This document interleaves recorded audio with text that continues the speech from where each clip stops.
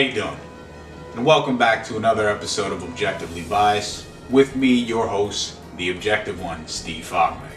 And today we're going to discuss a lot. We're going to discuss Colin Kaepernick, his impact on the NFL and society with the decision that he made, and my opinion on it.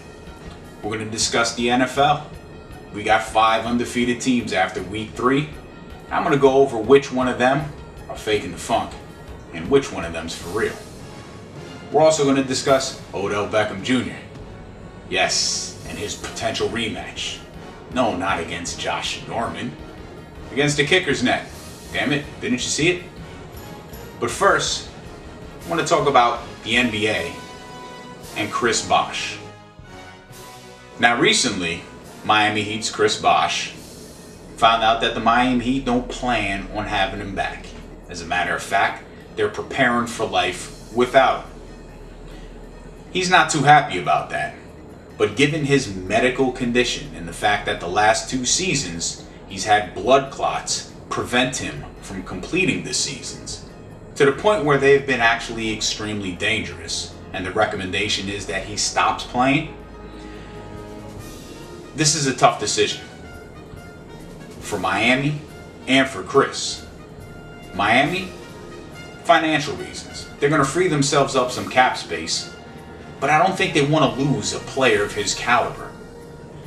For Chris, a competitor, and anyone who has played competitive sports knows or can empathize with how he's feeling right now, he's still got game left in him. We're talking about a guy that before he came to Miami to play the back seat, literally, to Dwayne Wade and LeBron James, he was averaging 20 points a game and 9 rebounds, and on his way to putting up potentially a Hall of Fame career. When he came to Miami to get 2 championships, his numbers took a back seat. 18 points, 7 rebounds. But his impact on the basketball court for those Miami Heat teams and his significance was far more than the numbers could ever project or show you. It's a shame what's occurring with Chris Bosh, and my heart literally goes out to him. I really feel bad because I do know what it's like to be injured, to not be able to compete, even when you want to and everything in your body says you can.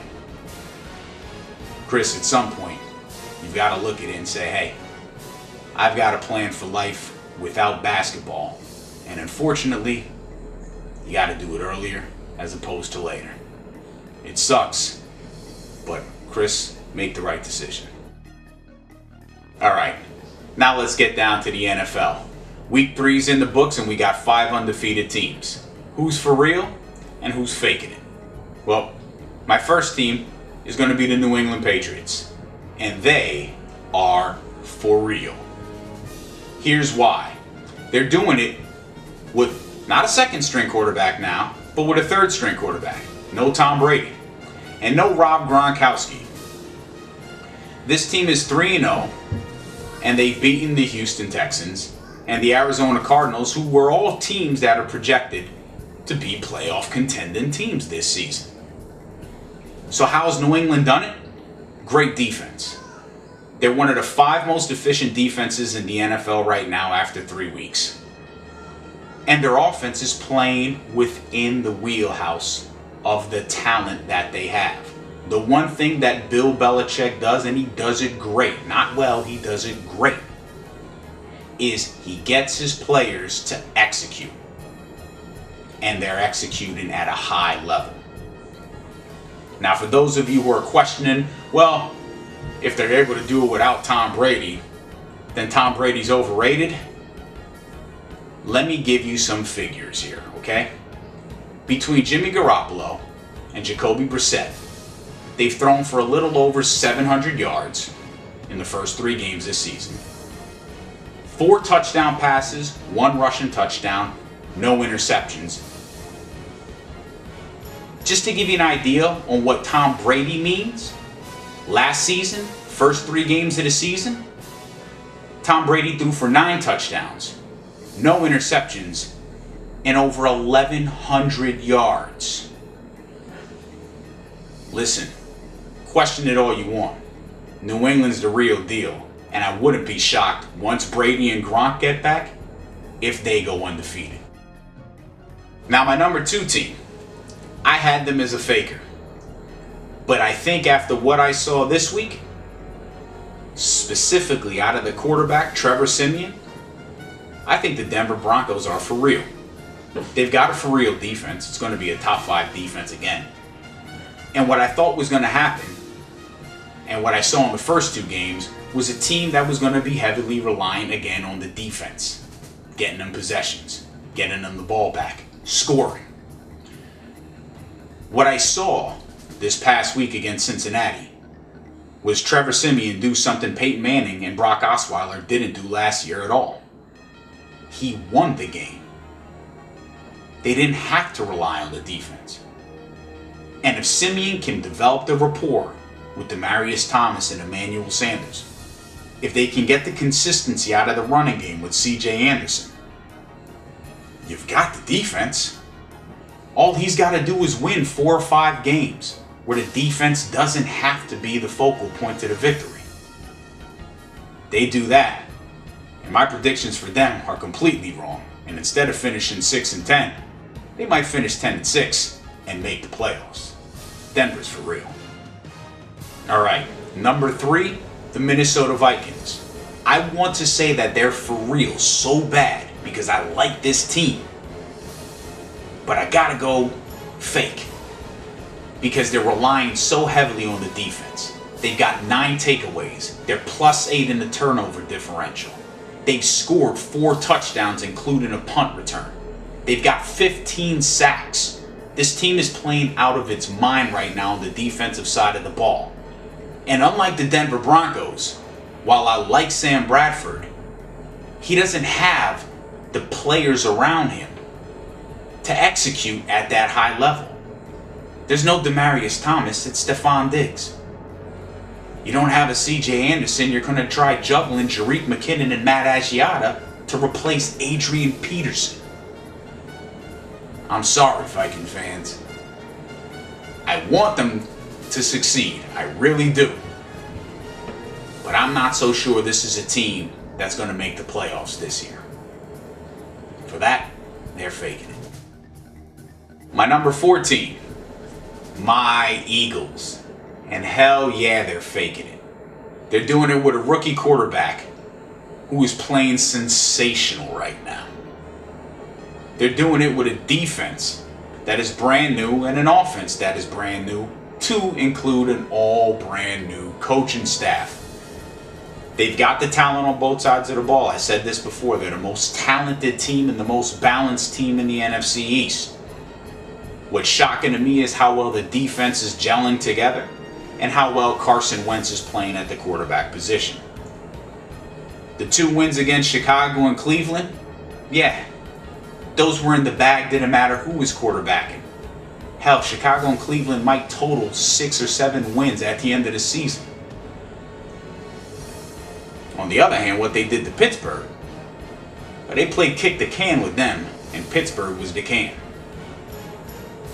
I don't expect this to continue, but if it does, Eagles fans, we got a lot of good to look forward to the next 2 seasons.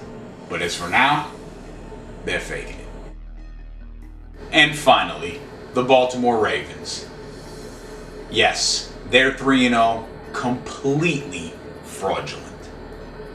This team hasn't played anybody of any significance. The Buffalo Bills, well, they've been playing Jekyll and Hyde. We don't know what they are. The Jacksonville Jaguars, a high-powered offense last season, is struggling mightily right now.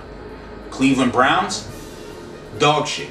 And yet they had them on the ropes. Baltimore had to come back to win that one. And let's not forget Joe Flacco. You know, not the great Joe Flacco like people proclaim him to be. The average Joe. 3 touchdowns, 4 picks, 64% completion, 77 passer rating. Yeah, the Baltimore Ravens, they're fronting hard. This is not a winning team. Ravens fans, sorry, but this truth hurts. And now, to the Odell Beckham situation with the NFL. And this past week, we saw a wonderful fight. Ready? Here it is. Round one. Fight. Finish him. You suck. Fatality. All right. We got that out the way. The revenge match. Odell Beckham Jr. versus the Kicker's Net. When and where will it happen next? All right. And now on to my objective thought. My objective thought is going to go with Colin Kaepernick and his impact on the NFL with his form of protest. Now, I will preface by saying this. I am neither for nor against his form of protest. What I am against is the individuals who are against his form of protest. Yes, the Trent Dilfers, the Mike Dickers, the NFL, Drew Brees, and others. I'm against the fact and appalled at the fact that they're focusing on the what, as opposed to why he's protesting. He's articulated himself numerous amount of times, as have other players in the league. So the fact that people are still, after 2 months, focusing on what he's doing, as opposed to why he's doing it, leads me to believe one of two things. Number one, you're a racist. Number two, you don't get it. You don't have empathy for what is going on in this country. Nor do you understand it. What's even worse is you have individuals, college coaches, like Dabo Swinney for instance, who reference Martin Luther King.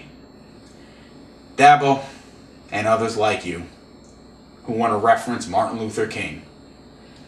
First of all, if you were alive when Martin Luther King was protesting against something that was socially accepted, like racism, if you don't approve and are against what Cap is doing, then you sure as shit wouldn't have approved and would have been fully against what Dr. King was doing.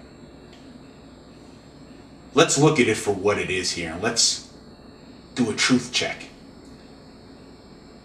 A protest is something that is meant to disrupt. It's meant to be done for disapproval of something that is going on. It's not meant for your approval. It's not meant for my approval. It's done to bring awareness to something that is wrong. And what he's doing is just that. I'm glad to see that there are so many people out there, black and white, that are in unison and are with Cap. I'm glad to see that there are military that are out there and on his side, and police officers that are out there and on his side. Because it's just not a black and white issue. It's just not a police issue. This is a huge social and structural issue. This is a systemic issue. And all our government does is try to keep us divided. When you've got the NFL league offices turning around and saying this is the worst thing they've seen since Ray Caruth. Fact, Ray Caruth killed his pregnant wife and hid in the trunk of a fucking car. But Cap kneeling is as worse or worse than that. Ray Rice cleaned his wife's clock on an elevator with a Mike Tyson left. But this is worse than that? People get a grip. I have pride in the flag too. But I tell you who doesn't. Our government. And if there was ever a need for a social stance to take place, then it's now. And rather than fight and argue about it because of race, because of culture, because of social status, maybe it's time to act in unison. Maybe it's time to show unity and ask for a government for the people, by the people, as opposed to one that is just for the government and their financial constituents. And with that, I say goodbye Again, subscribe to the YouTube channel Stephen Fogmeg. Follow me on Instagram, S_Fogmeg.